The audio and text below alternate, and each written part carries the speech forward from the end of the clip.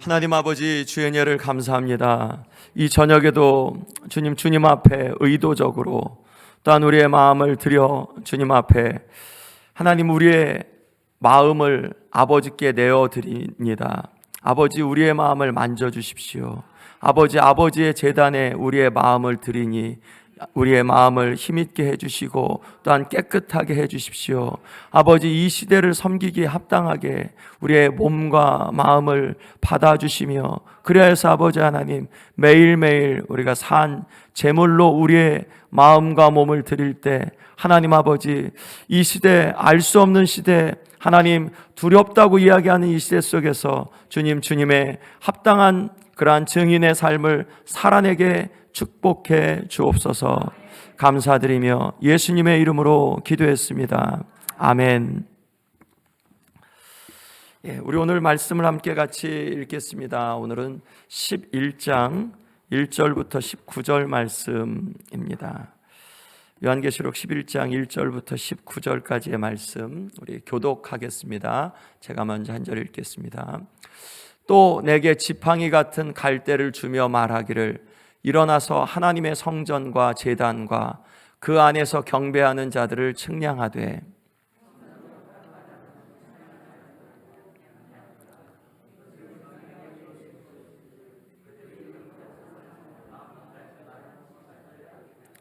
내가 나의 두 증인에게 권세를 주리니 그들이 굵은 베옷을 입고 1260일을 예언하리라.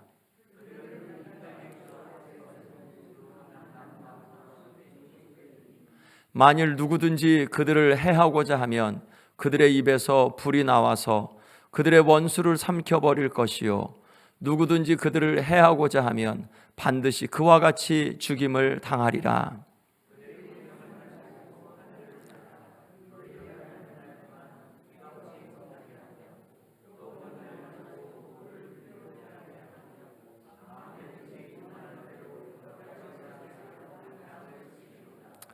그들이 그 증언을 마칠 때 무저갱으로부터 올라오는 짐승이 그들과 더불어 전쟁을 일으켜 그들을 이기고 그들을 죽일 터인즉 보내리라.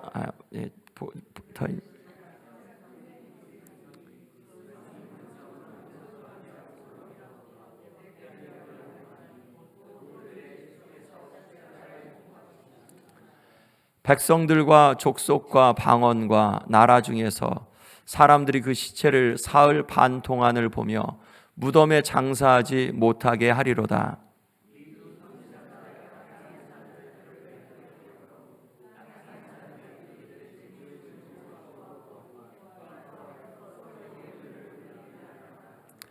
삼일 반 후에 하나님께로부터 생기가 그들 속에 들어가매 그들이 발로 일어서니 구경하는 자들이 크게 두려워하더라.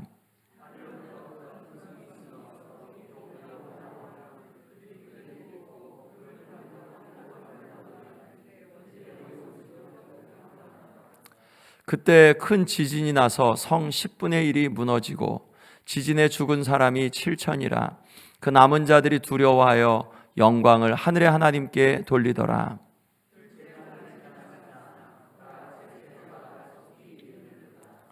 일곱째 천사가 나팔을 불매 하늘에 큰 음성들이 나서 이르되, 세상 나라가 우리 주와 그의 그리스도의 나라가 되어 그가 세세토록 왕노릇 하시리로다 하니,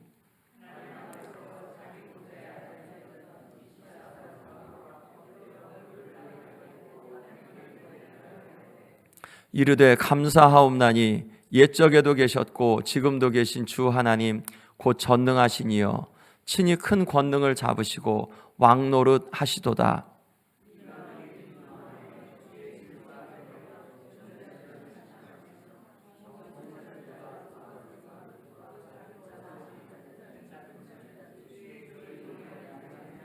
상 주시며 또 땅을 망하게 하는 자들을 멸망시키실 대로소이다.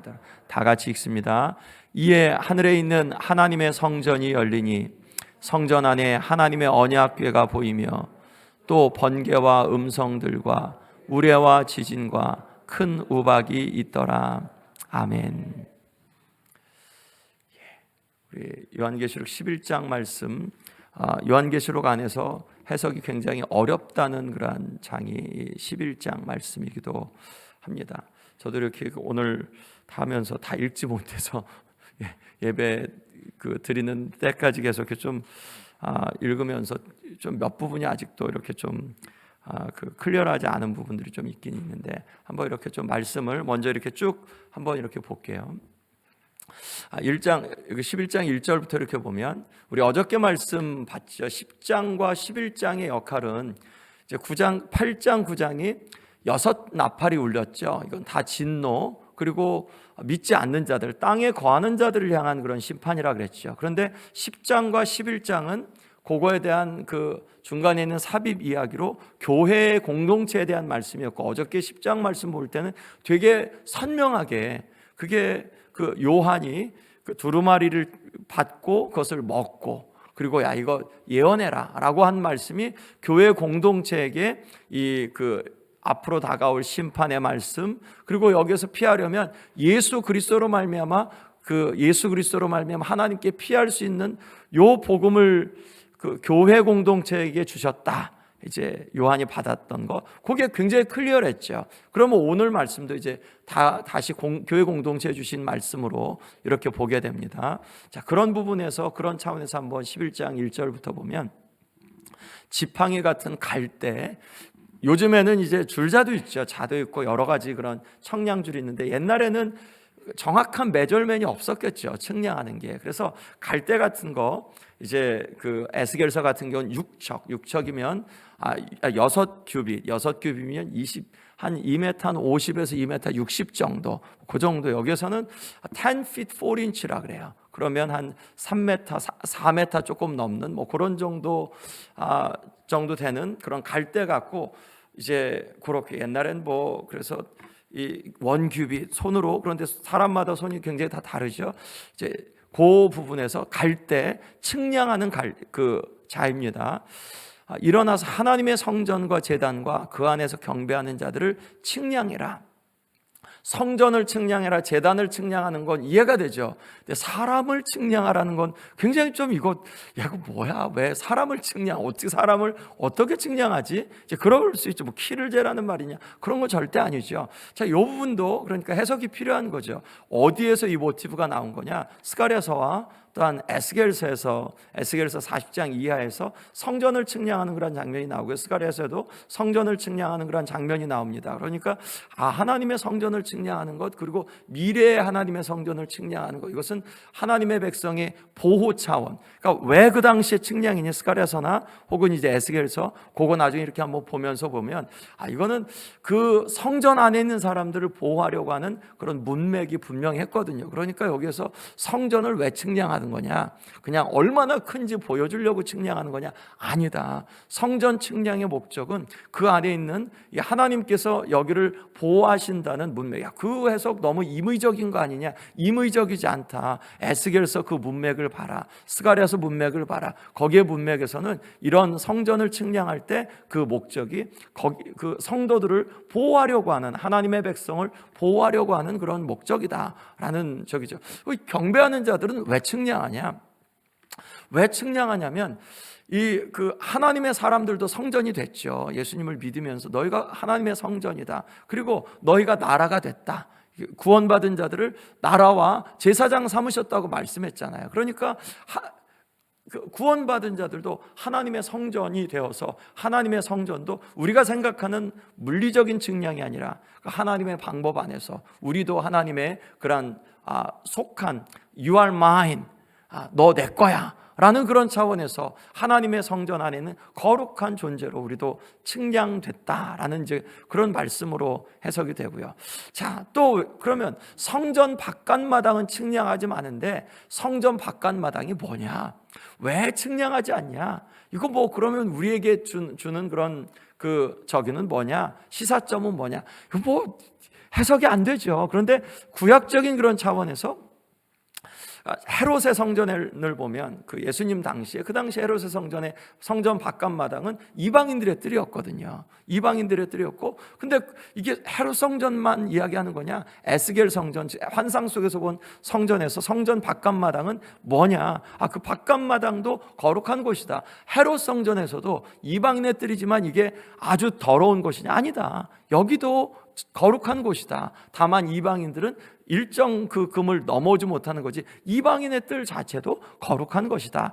그러니까 왜 성전 바깥마당과 안마당을 구분하는 거냐? 그러니까 거룩한 곳인데, 이런 부분으로 이렇게 좀 해석합니다. 나중에 이렇게 좀 볼 텐데, 성전 바깥마당은 하나님의 보호가, 육적인 보호가 없는 곳이다. 성전 안은 있는데, 즉 교회가 이 예수님의 초림과 재림 사이에 이 땅에 그러한 가시와 엉겅퀴가 나는 세상에 그 정사와 권세들에 노출되어져 있는 교회를 의미하는 것이 아니냐. 여러 가지 이런 해석이 있습니다. 여러분들의 그 노트를 보시더라도 해석이 굉장히 많은데, 이 그레너 아스본의 그런 설명을 들으면서 저는 그게 굉장히 좀 맞다고 생각되는 게, 그 초림과 재림 사이에서 이 성전 바깥마당, 하나님의 백성인데 그 하나님의 보호가, 영적인 보호는 있죠. 우리에게 구원은 확신이 있죠. 그런데 육적인 그러한 보호는 잠시 동안 주어지지 않은 이제 그런 시대다라고 이야기하는 그러한 해석이 좀 타당하게 보여집니다. 이것을 이방인에게 주었다. 그들이 거룩한 성을 42달 동안 짓밟으리라. 잠시 동안 주어진 시간 동안. 그러니까 여기에 대한 해석이 무척 다양해요.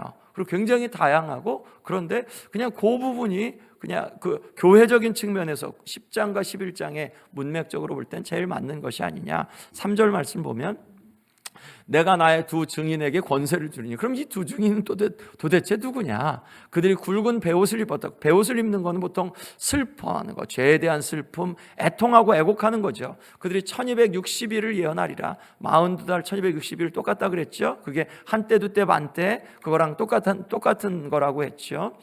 자, 그러면 이들은 누구냐? 그들은 이 땅의 주 앞에 서 있는 두 감람나무와 두 촛대다. 두 감람나무와 두 촛대는 더 어려운데, 두 증인보다 두 감람나무와 두 촛대는 더 어려운데, 이게 이런 그 구절이 어디에 있나? 있다. 스가랴서에서 있다. 두 감람나무를 이야기하면서 누구를 언급하냐? 그 스가랴 당시에 대제사장이었던 그러한 여호수아와, 그리고 그 당시에 총독이었던 스룹바벨, 그들을 가리켜서 두 감람나무라고 일컬었거든요. 하나님의 기름 부어진 그러한 두 감람나무라고 이야기했으니까, 이런 두 감람나무면 그러면 스룹바벨과 여호수아인데, 왜 그러면 이 사람들이 여기에 있는 거냐? 이 문맥 속에서 스룹바벨과 여호수아 제사장을 언급한 이유가 뭐냐라는 이 해석도 즉각적으로 나오지 않아요. 근데 이 부분을 나중에 해석하면서 어떻게 되냐면, 예수님이 우리를 피로 사서 누구에게 들으셨죠? 하나님 아버지께 들으셨죠. 그래서 하나님 아버지께서 우리를 뭐로 삼으셨죠? 나라와 제사장으로 삼으셨다고 1장에서 말씀하고 있죠. 나라와 제사장으로 삼았어요. 자, 나라와 제사장으로 할 때 영어 표현으로 나라를 다스리는 사람이 누구죠? king. 그리고 그 제사장이 영어 표현으로 뭐죠? priest. 그러니까 kingly and priestly. 우리가 구원받았으면 그러한 통치자의 그러한 자리, 또한 제사장의 그러한 업무를 받았는데, 그 스룹바벨과 여호수아, 제사장과 총독이 바로 이 킹리 프리슬리, 이 제사장과 통치의 역할을 감당하는 것이 아니냐라고 이 어스본이 해석하는데, 굉장히 저는 설득력 있고 그것이 맞다고 생각해요. 스가랴서에서 이야기하는 것, 두 감람나무를 왜 이야기하냐? 이거는 하나님의 교회 공동체를 의미하는데, 이 교회 공동체가 이 세상에서 통치의 그러한 그 사명과 제사장의 사명을 감당하고 있다는 것을 의미하는 차원에서의 두 감람나무, 두 촛대다. 촛대는 앞부분 1장에서 촛대에 대한 부분을 이제 교회라고 일컬었잖아요. 그러니까 이거 교회 공동체를 의미하는 해석이다라고 하면 10장과 11장이 어울려지고, 그리고 이게 전체적으로 요한계시록 안에서 어울려지는 해석이다라고 생각이 되고요. 자, 이들이 어떤 권세를 가졌냐?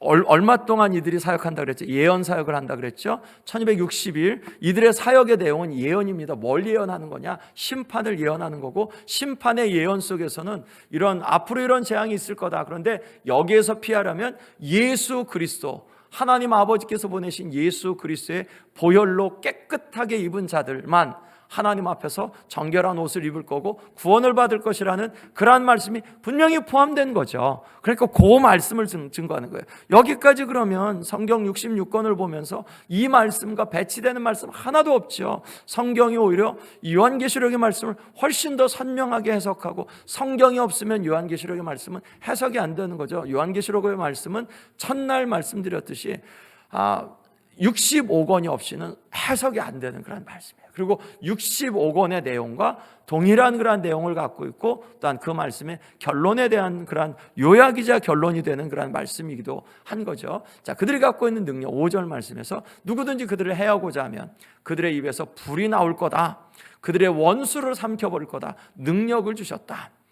이 세상이 감당하지 못하는 능력을 주셨다. 누구든지 그들을 해하고자 하면 반드시 그와 같이 그들이 죽임을 당할 거다. 하나님께서 이들을 보호하신다는 말씀이죠. 자, 이 말씀이 12장, 이제 내일 보게 될 그 말씀에서도 나오는 게, 임신한 여인을 용이 잡아먹으려고 하고 그랬는데 하나님이 막 땅도 여셔서 보호해 주시기도 하시고, 아무리 저기를 하려고 해도 이 교회 공동체를 의미하는데, 교회는 이 세상 짐승을 이긴 존재죠.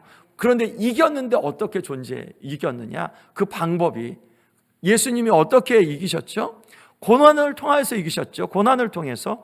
교회도 고난을 통해서 이긴다. 오늘의 두 증인도 마찬가지로, 내일의 그러한 임신한 여인도 마찬가지로 고난 가운데서, 고난을 통해서, 그러니까 victory through suffering, 고난을 통한 승리, 그게 띠이죠. 교회 안에서의, 교회는 승리한 공동체다. 그런데 어떻게 승리했냐? 고난을 통해서, 희생을 통해서 승리했다라는 그 부분이 예수 그리스도 일찍 죽임을 당한 어린 양, 그 띠이, 그 주제가 반복되죠. 자, 그들이 권능을 가지고 하늘을 닫아 예언하는 날 동안 비가 오지 못하게 하고, 이 두 선지자 도대체 누구냐? 두 증인은, 자, 이런 기적을 베풀었던 그 선지자가 있지 않나요? 물론 하나님이 어떤 선지자를 통해서 이런 일을 하셨죠. 누구였죠? 엘리야죠. 3년 동안 비가 오지 않았죠. 그렇죠? 그리고 물을 피로 변하게 한 사람이 있지 않았나요? 모세였죠. 자, 모세와 엘리야는 예수님이 저기에서 보셨던 변화산에서 봤던 그런 분들이죠. 뭐를 상징하죠? 율법과 선지자죠. 율법과 선지자의 대표적인 그러한 분들이죠. 자, 거기에서 이런 권능을 갖고, 즉 하나님의 사람의 권능을 갖고 이렇게 할 거다. 7절 말씀에, 그런데 그들이 증언을 마칠 때 무적행으로부터 올라오는 짐승, 무적행으로부터 짐승이 올라오죠. 그들과 더불어 전쟁을 일으켜 그들을 이기고, 여기서 그들이 누구죠? 두 증인이죠. 두 증인, 교회 공동체가 저요. 저요. 그런데 육신으로 지죠. 영적으로는 이기죠. 자, 어떻게 이기는지 한번 보죠. 자, 그들을 이기고 그들을 죽일 터인즉 그들의 시체가 큰 성 길에 있으리니, 이 성이 어떤 성이냐? 영적으로 하면 소돔, 애굽이라고도 하니 곧 그들의 주께서 십자가에 못 박히신 곳이 어디죠? 예루살렘이죠. 예루살렘에서 이들이 죽고 예수님과 같이 이제 그렇게 사람들 앞에 있을 거다. 백성, 족속, 방언, 나라 중에서 사람들이 그 시체를 사흘 반 동안을 보고 무덤에 장사하지 못하게. 무덤에 장사하지 못하게 한다는 건 뭐죠? 수치를 그대로 보여주고, 이 세상 열방이 교회 공동체가 고난받고 또한 아무것도 아닌 존재처럼 되어진 것에 대해서 그들이 즐거워할 거다. 백성, 족속, 방언, 나라. 사흘 반. 왜 사흘 반이냐? 이것도 굉장히 조금 난해한 그런 부분입니다. 해석이 여러 번 읽어봐도 야 이게 이것도 같고 저것도 같고 그 뭐 특정 지기가 참 굉장히 좀 어렵다 싶은 이제 그리고 또 굉장히 어떤 분은 너무 팬시하게 그렇게 해석을 해서 예수님은 사흘 만에 살아나셨는데 사흘 반 예수님보다 못한 존재니까 뭐 이런 적이 한데 별로 동의가 조금 되지는 않고요. 굉장히 많은 그런 해석들이 있는데 아무튼 사흘 반 동안을 본다. 이 두 선지자가 땅에 사는 자들을 괴롭게 한 거로 땅에 사는 자들이 그들의 죽음을 즐거워하고 기뻐한다. 즐거워하고 기뻐한다. 왜냐하면 이들이 자기들에게 야 이제 곧 망할 거야, 당신들 이렇게 살면 안 돼 라고 하니까 이 사람들의 메시지를 싫어했어요. 마치 예레미야의 메시지를 싫어했던 것처럼 이들의 메시지를 싫어해서 이들이 죽으니까 다 기뻐했어요. 땅이 기뻐했어요. 누가 기뻐했냐? 땅에 사는 자들이 기뻐했다. 땅에 사는 자들, 하나님의 메시지를 듣지 않은 사람들이죠. 그런데 11절에서 3일 반 후에 하나님께로부터 생기가 그들 속에 들어갔다. 마치 이제 그 마른 뼈에 생기가 들어간 것처럼 그렇게 그들이 발로 일어서니 구경하는 자들이 크게 두려워하니라. 두려워할 만하죠. 그들이 기뻐했는데 이들의 죽음을, 두 증인의 죽음을 기뻐했는데 다시 부활했다. 이들이 죽었죠. 증거하고 죽었고 그런데 부활했다. 예수님의 패턴과 사역의 패턴과 똑같죠. 사역했는데 그런데 사람들이 싫어해서 죽였고 그리고 다시 살아났다. 12절 하늘로부터 큰 음성이 있어 이리로 올라오라. 예수님도 승천하셨죠. 구름을 타고 하늘로 올라갔는데 야 이렇게 올라가신 그대로 내려올 거다라고 사도행전 1장에서 예수님이 승천하실 때 그렇게 말씀하셨죠. 그들의 원수들도 구경했다. 그러니까 예수님의 그런 사역과 굉장히 비슷한, 그러니까 이 말씀이 이런 거죠. 교회가 예수님의 패턴을 따라간다. 교회는 예수님의 패턴을 따른다. 예수님의 패턴을 따르지 않는 거 교회가 아니다. 참된 교회가 아니다라는 걸 간접적으로 이렇게 굉장히 강렬한 그런 이미지로 심어준다, 보여준다라고 생각이 돼요. 우리는 어떠냐? 우리는 교회냐? 예수님의 그런 메시지, 이런 메시지를 증거하냐? 그리고 정말 죽기까지 순종하냐? 예수님을 죽기까지 따르냐? 우리가 할 수 있는 건 거기까지죠. 부활은 우리 스스로 못하죠. 하나님이 해주셔야 되는 거죠. 우리가 순종할 수 있는 건 하나님께서 우리에게 주신 그러한 말씀, 은혜의 말씀들을 함께 나누며 우리가 죽기까지 주님을 따라 사는 것이, 거기까지가 우리가 할 수 있는 거죠. 교회가 할 수 있는 것. 나머지는 하나님께서 부활하게 하시고 예수 그리스도와 함께 이 세상을 통치하게 하신 것은 하나님께서 약속해 주셨으니까 우리가 순종하면 하나님께서 나머지 부분은 이루어 주시죠. 문제는 우리가 이만큼 순종하냐는 거죠. 우리가 그렇게 순종해야죠. 자, 13절 말씀, 그때 그 하늘로 올라갈 때 큰 지진이 나서 성 10분의 1이 무너지고 지진에 죽은 사람이 7천이다. 그 성 어떤 성이죠? 예루살렘 성이었죠. 남은 자들이 두려워하여 영광을 하늘의 하나님께 돌리더라. 요한계시록 안에 드러나는 유일한 그런 회개 구절이 이 부분이라고 합니다. 남은 자들이 두려워하여 영광을 하늘의 하나님께 돌리더라. 물론 어떤 신학자들은 야 이거 그냥 그때 그냥 두려워서 그런 거지 이게 어떻게 회개로 볼 수 있느냐라고 뭐 이야기하기도 하는데, 그래도 그레안 아스본 같은 경우는 이제 그렇게 좀 중요성을 둡니다. 14절 말씀 보면 둘째 화는 지나갔으니 보라 셋째 화가 속히 이르더라. 첫째 화가 뭐였었죠? 첫째 화가 이제 황충이 올라오는 것 그랬었죠. 그리고 이제 그게 이제 다섯 번째 나팔, 두 번째가 여섯째 나팔, 셋째 화가 이제 그 일곱 천사가 부르는 일곱 나팔이죠. 일곱 나팔을 보면 일곱이 나팔이 딱 불었는데 딱 뭐가 이렇게 보여지는 그런 심판이 있어야 되는데 심판이 없죠. 하늘에서 큰 음성들이 나서 이르되 세상 나라가 우리 주와 그의 그리스도의 나라가 되어 그가 세세토록 왕노릇 하시리로다. 그렇죠. 이제까지 봤던 나팔의 심판과는 다르게 일곱째 나팔 심판은 굉장히 좀 싱거운 것 같죠. 그래서 이것도 굉장히 저도 이제 충분하게 이 부분을 이제 이해하지 못하고 왔는데 너무 이야기들이 좀 길어서, 그러니까 전체적인 맥락은 알겠는데 요게 일곱째 나팔이 나중에 12장부터 15장까지 어떻게 연결이 되는지 이제 그런 부분들에 대해서 설명하는 것들이 굉장히 좀 좀 길어가지고 다 이해는 못했는데 이 부분을 이렇게 좀 볼게요. 자, 일곱째 천사 나팔을 불었는데 일곱째 인을 뗄 때 반 시간쯤 고요했죠.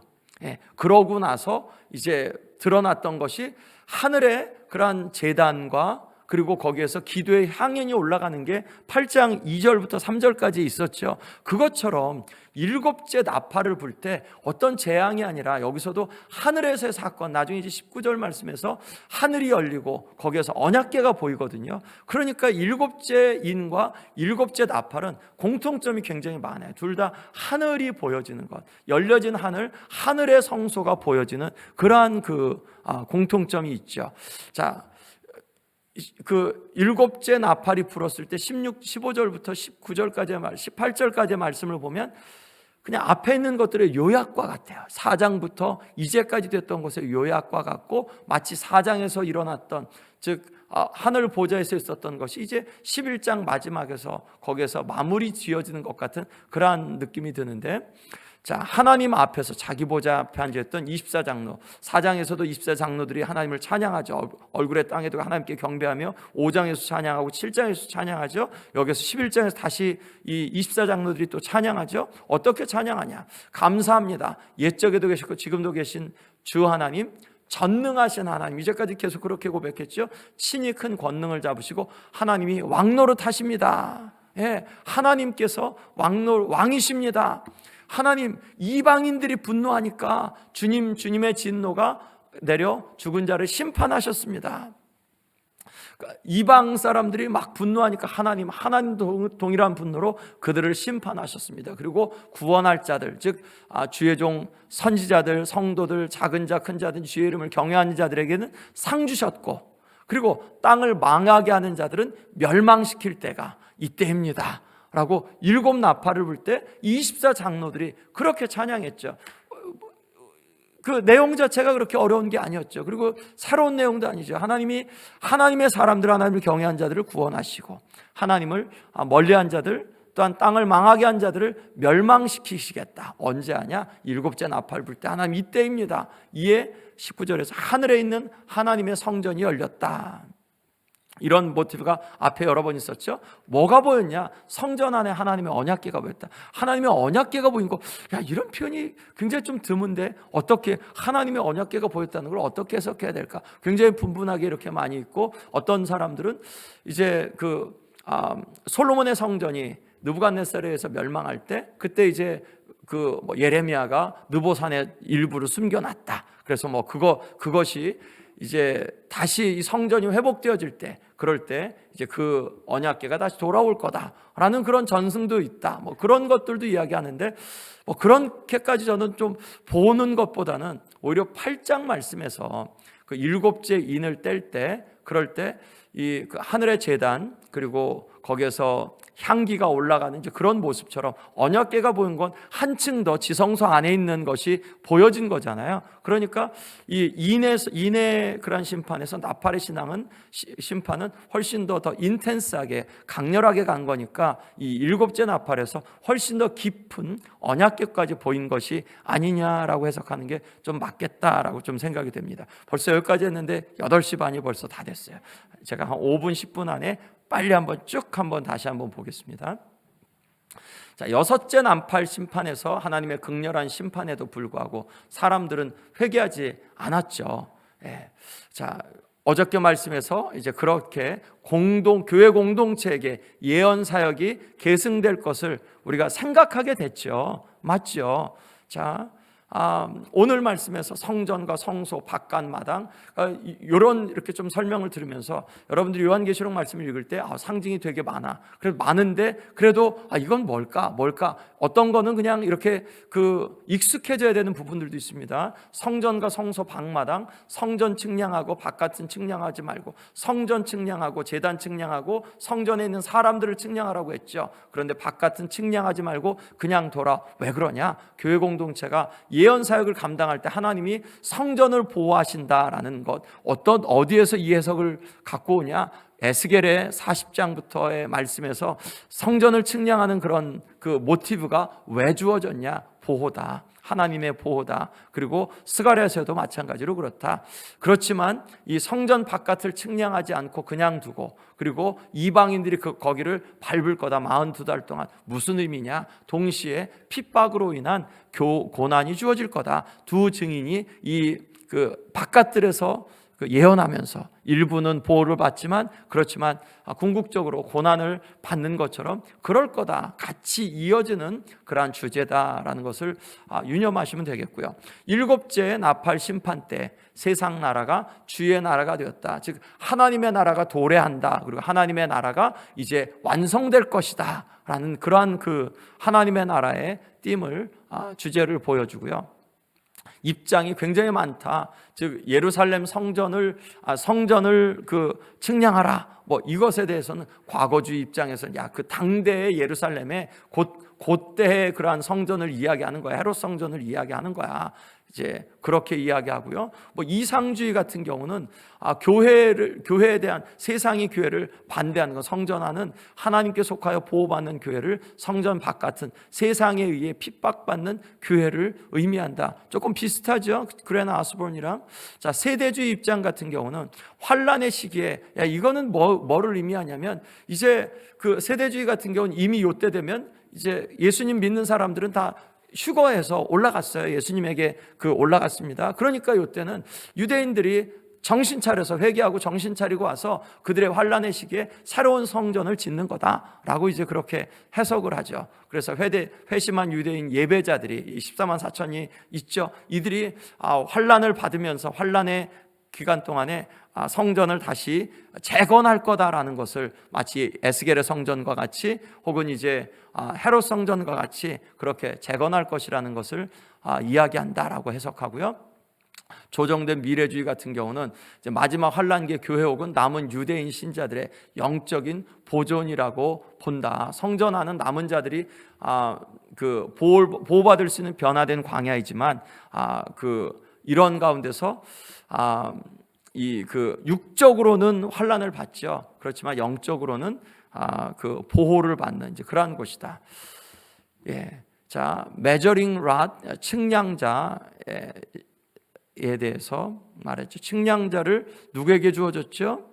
요한에게 주어집니다. 하나님에게서, 요한이 취한 게 아니라 하나님이 주셨습니다. 측량하는 거 할 때 10 feet 4 inch. 측량하라 라고 하는 게 이제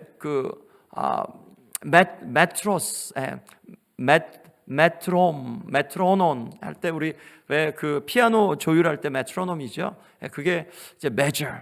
그리고 이제 그러한 부분에서 미터 할 때도 이제 비슷하게 이제 그렇게 되죠. 갈 때 측량한다는 이제 그러한 표현이고요. 하나님의 성전 내부를 측량하라. 어떤 성전이냐? 헤롯 성전이냐? 유대인 성전이냐? 교회냐? 그리고 성전 안에 있는 제단을 측량하라. 성소 안에 있는 거니까 향단입니다. 번제단이 아니라 그 안에 경배하는 자들을 측량하라. 제사장들이죠. 성도들이죠. 그 성소는 채워진 것이다. 왜 측량하냐? 에스겔서 40에서 48장, 그리고 또 스가랴서 2장에서 하나님의 거룩한 도성에 대한 보호를 의미한다. 이 부분이 굉장히, 요거는 이렇게 말을 듣지 않으면 해석을 잘못할 수 있는 해석이에요. 우리가 구약에서 왜 성전을 측량하는 곳이 본문이 2개가 나오는데, 이 2개에서 왜 성전을 측량했냐? 요거가 있으면 이 요한계시록 11장 말씀을 해석하는데 굉장히 도움이 되죠. 그리고 그게 맞다라고 생각이 되죠. 하나님의 거룩한 도성에 대한 보호, 하나님의 성전에 대한 보호, 하나님의 교회에 대한 하나님의 보호를 의미한다. 자, 한번 같이 스가랴서 말씀을 같이 한번 보겠습니다. 내가 또 눈을 들어본즉 한 사람이 측량줄을 그의 손에 잡았기로 네가 어디로 가느냐 물은즉 그가 내게 대답하되 예루살렘을 측량하여 그 너비와 길이를 보고자 하노라 하고 말할 때, 5절입니다. 여호와의 말씀에 내가 불로 둘러싼 성곽이 되며 그 가운데서 영광이 되리라. 여기 아마 2장이겠죠. 2장입니다. 1장이 아니라. 측량줄을 잡았는데 이게 뭐냐? 너 측량해라. 근데 왜 그러냐? 하나님께서 그 가운데 내가 불로 둘러싼 성곽이 되겠다. 내가 이 도성을 내가 거기엔 성곽이 필요 없는 게 내가 이 성을 친히 보호하겠다. 내가 그 가운데서 영광이 되겠다라고 하나님이 스가랴서 2장에서 그렇게 말씀하셨으니 이 측량의 그러한 그 모티브는 하나님의 보호인 거거든요. 이 나중에 그 에스겔서 40장에서 나오는 이하에 나오는 말씀에서도 동일하게 하나님의 보호라는 띠이 나오죠. 성전 밖은 측량하지 마라. 내어버려라. 엑발로라는 것이 이제 그냥 내어버리고 아주 내쫓아버리고 내쫓아버린다는 그런 굉장히 강한 그런 명령인데, 어떤 성전이냐? 헤롯 성전이냐? 이 아스본 같은 경우는 에스겔 성전일 거다. 에스겔 성전, 성전들도 굉장히 거룩하게 해서, 헤롯 성전도 마찬가지로 아까 말씀드렸던 대로 이방인의 뜰이라 할지라도 여기도 거룩한 곳으로 그들이 여겼습니다. 그런데 이 에스겔 성전 같은 경우는 그것도 하나님의 백성들이 그 바깥들에도 있는 이제 그러한 곳이었기 때문에 이제 에스겔의 성전을 마음에 염두에 둔 것이 아니냐. 42달 동안 이방인들에게 짓밟힐 거다. 교회가 어느 정도의 시간 동안에 핍박을 받을 것이라는 것을 의미한다.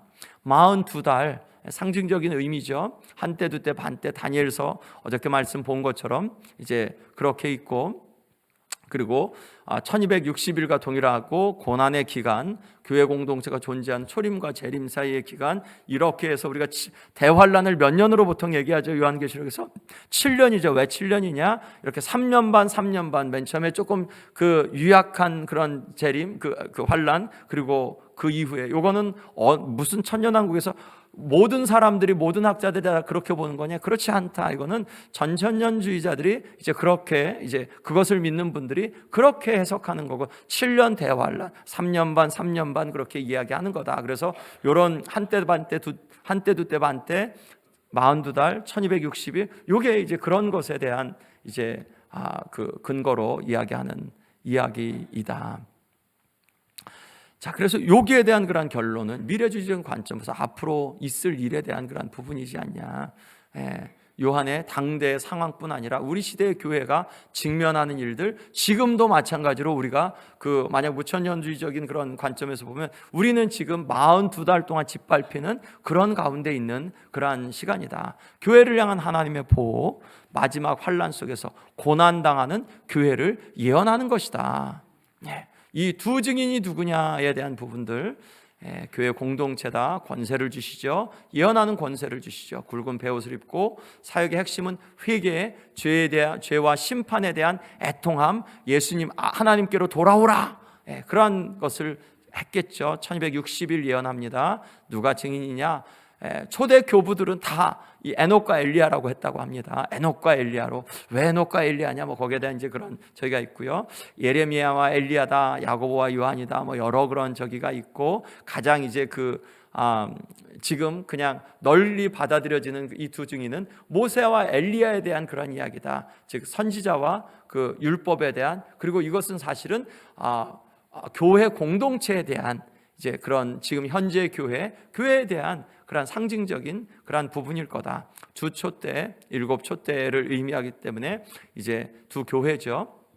두 감람나무, 스가랴 4장 3절, 4장 13절, 기름 발리운 자들이다. 대제사장 여호수아, 총독 스룹바벨, 그러니까 킹리, 프리슬리, 왕 같은 제사장, 왕으로서 혹은 이제 제사장으로서의 그러한 것. 그러니까 이것은 교회 공동체다. 너무 억지기지 않냐? 아니다. 1장에서 피로 사서, 그래서 하나님께 드리셔서 하나님이 그 나라와 제사장을 삼으셨으니까 이것이 맞다라고 합니다. 자, 스가랴 4장 3절, 11절, 14절 같이 읽습니다. 그 등잔대 곁에 두 감람나무가 있는데 하나는 그 기름 그릇 오른쪽에 있고 하나는 그 왼쪽에 있나이다 하고, 내가 그에게 물어 이르되 등잔대 좌우에 두 감람나무는 무슨 뜻이니까 하고, 이르되 이는 기름 부음 받은 자 둘이니 온 세상에 주 앞에 서 있는 자니라 하더라. 아멘. 그러니까 이렇게 두 감람나무가 있으니까 우리가 이걸 다르게 해석하지 말고 스가랴서의 말씀을 통해서 해석해야 되는 게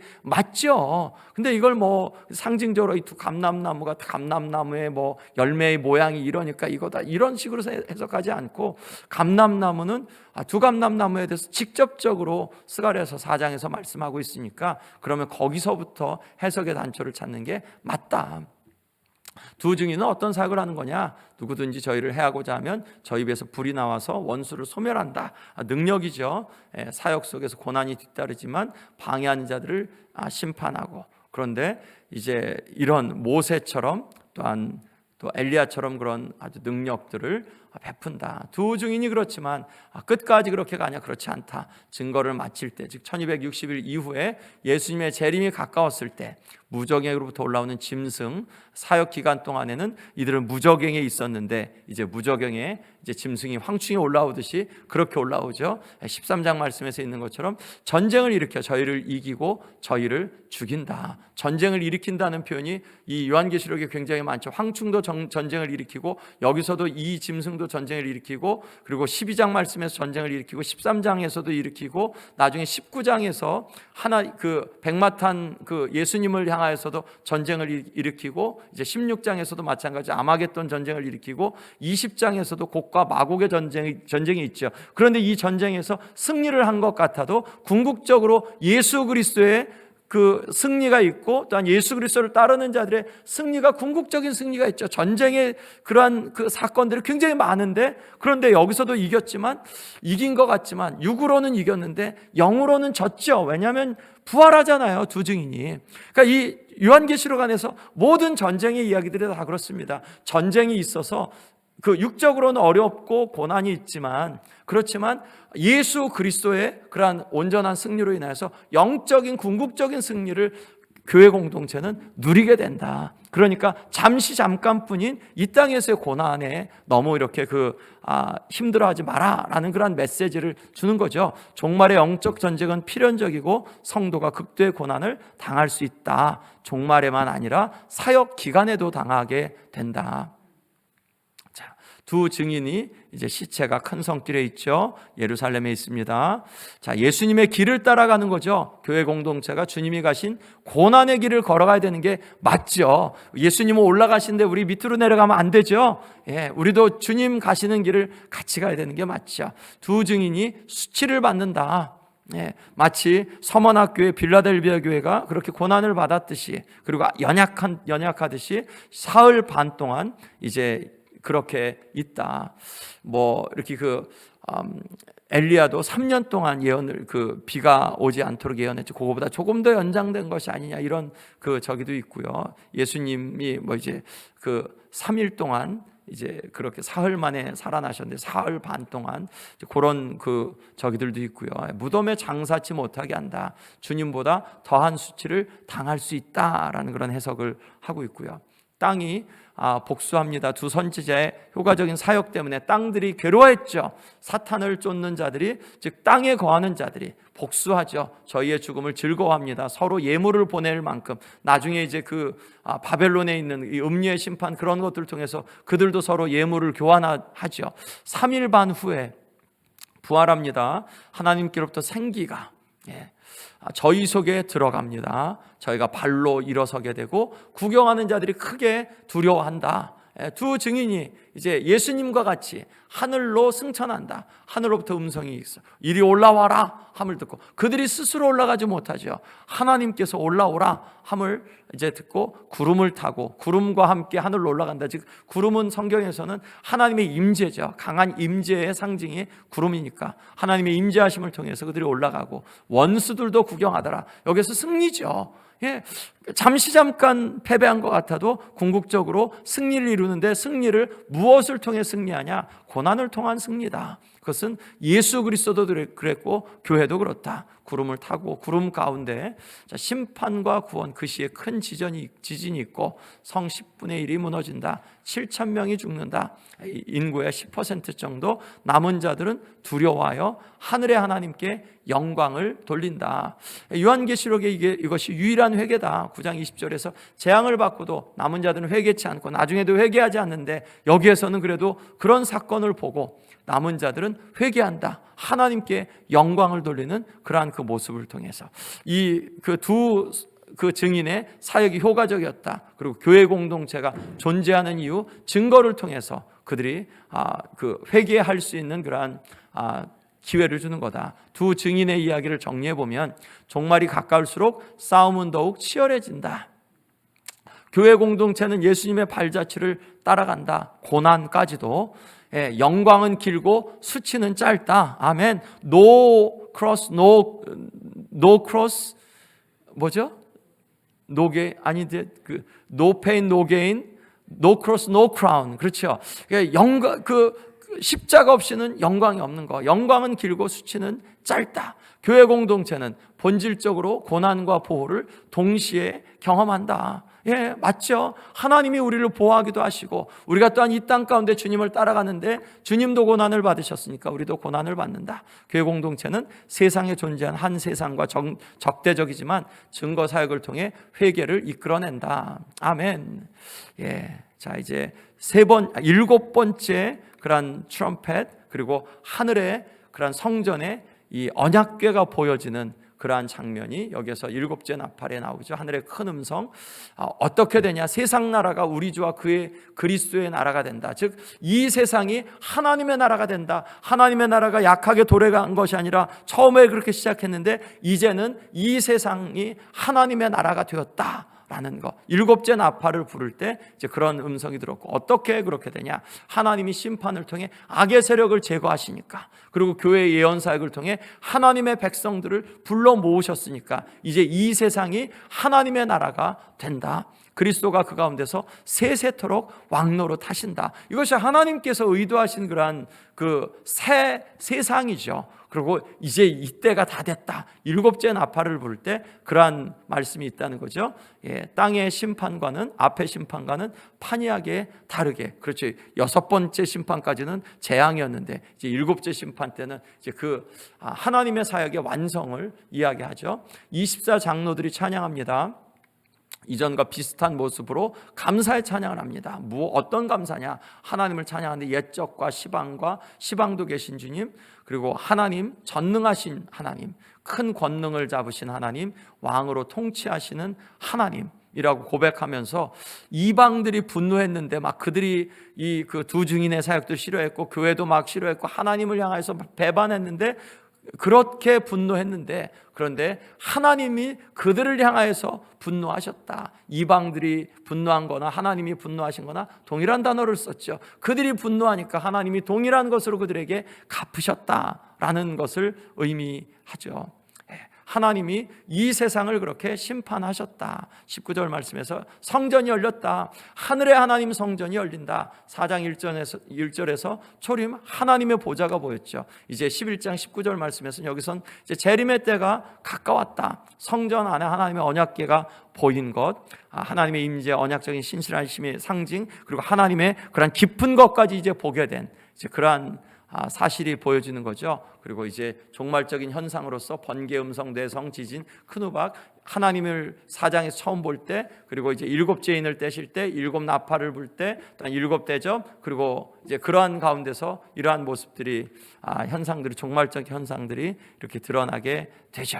예, 오늘 11장 말씀 아주 쉽지는 않은 그러한 그 부분인데, 그런데 전체적인 내용에서는 좀 클리어한 게 10장과 11장이 교회 공동체에 대한 그러한 증거 사역에 대한 부분이니까, 지금 우리 현대 교회, 지금 저와 여러분들이 교회가 어떻게 해야 되냐, 교회가 어떤 모습이어야 되냐라는 그러한 부분에서 가장 힌트를 많이 받을 수 있는 그러한 그 장이 10장과 11장 이라고 이렇게 생각이 됩니다. 자, 오늘 이 시간 잠깐 한번 그럼 찬양 같이 한 곡 부르고 이어서 좀 찬송을 기도를 하겠습니다. 523장 어두운 죄악길에서 우리 찬송 같이 드릴게요. 주의 긍휼을 받을 때가 이때라. 우리 주님 앞에 그러한 마음, 진실한 마음의 고백을 갖고 같이